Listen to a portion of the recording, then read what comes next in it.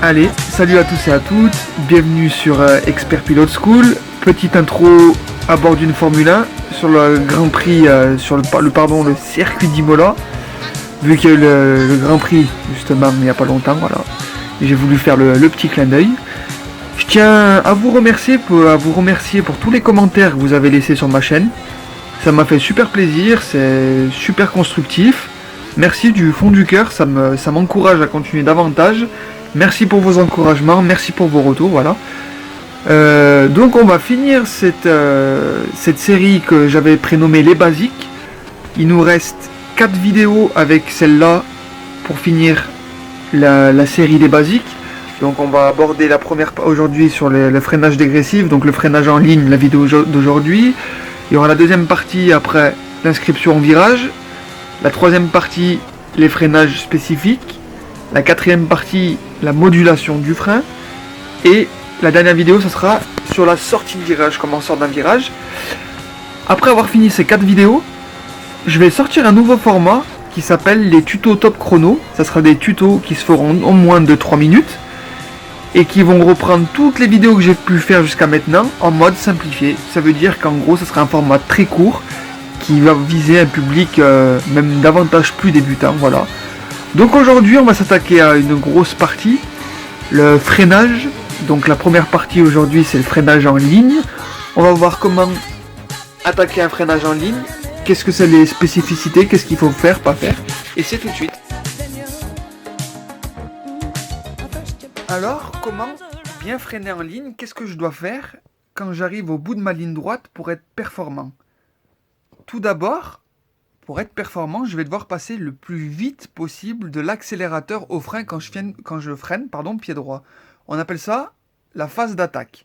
Ça veut dire que dès que mon pied s'est soulevé de l'accélérateur, il va falloir qu'il se pose le plus vite possible sur le frein.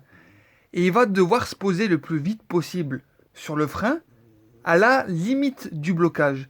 Ça veut dire que quand je soulève mon pied de l'accélérateur, il va falloir que je le passe sur le frein, et il va falloir que je mette la bonne pression à la limite du blocage. Mon freinage, quand j'arrive en bout de ligne droite, il doit s'effectuer le plus tard possible. Et il doit être dégressif. Ça veut dire qu'il faut que j'appuie fort au début sur la pédale, à la limite du blocage, puis que, au fur et à mesure que ma voiture elle ralentit, que je soulage ma pression sur la pédale de frein. C'est la phase 2. Ça veut dire qu'en phase 1, on passe de l'accélérateur au frein. Et sur la phase 2, on va être au freinage maximum. Ça veut dire qu'une fois qu'on arrive sur la pédale de frein, il va falloir qu'on freine à la limite du blocage. Attention à ne pas laisser un temps mort exagéré entre le moment où on retire le pied de l'accélérateur et le moment où on vient le poser sur le frein. Attention quand vous venez taper votre pédale de frein à pas trop freiner, parce que si vous freinez trop fort, vous allez bloquer les roues, vous allez perdre de l'adhérence et votre voiture elle va tirer tout droit. Attention aussi à pas attaquer la pédale trop mollement, et plus la voiture ralentit, plus vous allez mettre du frein.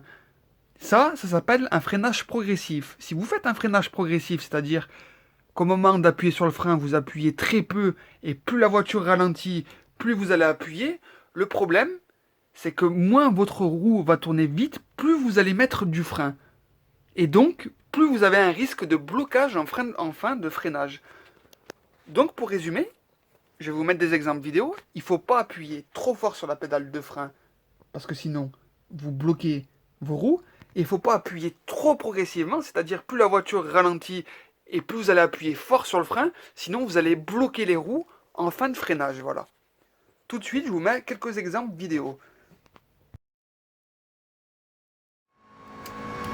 Allez, tout de suite ensemble, on voit le premier cas. J'attaque trop fort ma pédale, du coup, je bloque les roues.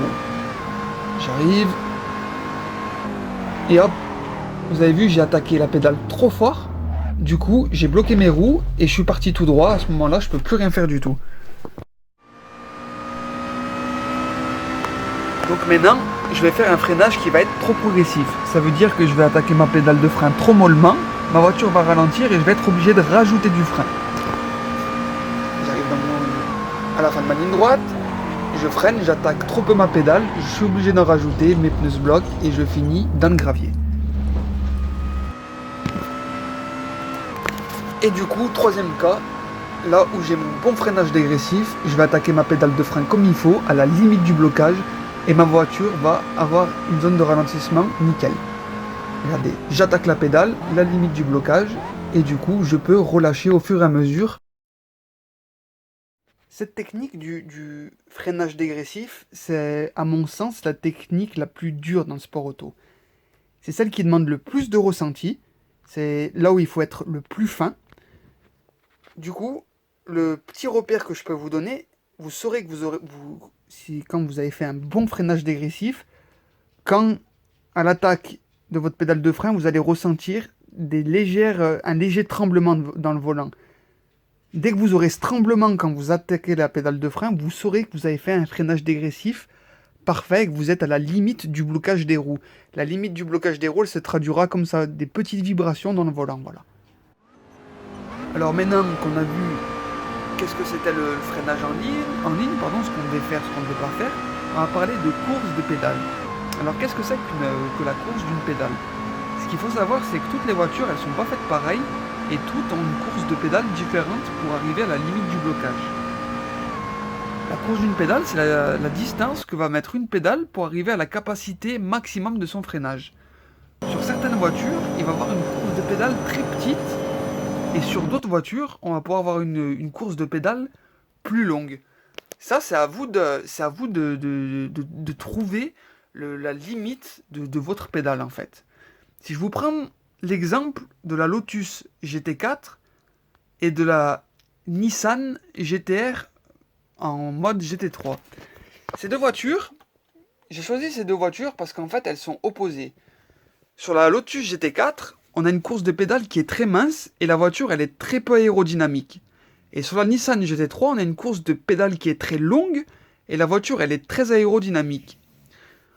Ce qui va se passer, c'est qu'avec la Lotus GT4, je vais avoir très peu de débattement entre l'attaque de ma pédale et le blocage des roues. Et je vais devoir être très précis.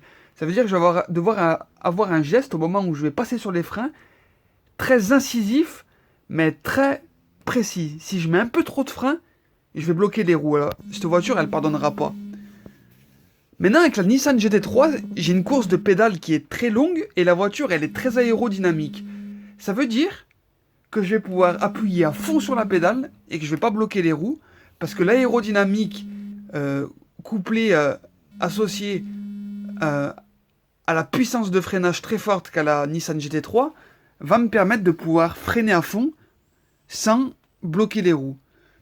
Je vous ai pris ces exemples, en fait, pour vraiment vous démontrer que c'est à vous sur chaque voiture, chaque voiture est différente, et ça va être à vous de trouver le geste, voilà, c'est ça, c'est le mot, le geste parfait pour arriver à la limite du blocage quand vous allez attaquer vos freins. Ce qu'il faut noter, en plus de trouver la course de pédale idéale, c'est que regardez, on abordera dans une autre vidéo, mais je voulais vous montrer que plus la voiture est aérodynamique, plus on va pouvoir freiner tard, sans risquer un blocage. Regardez si on compare les deux lignes. Voilà, je vous mets un rapide résumé de ce qu'il faut retenir pour faire un bon freinage en ligne. Et puis je vous dis à très vite. La prochaine partie, ça sera le freinage dégressif, l'inscription dans le virage. On verra ce qui se passe au moment où on braque les roues, ce qu'on doit faire avec les freins au moment où on va venir braquer les roues. Et puis je vous souhaite une bonne soirée ou une bonne journée. Et à plus.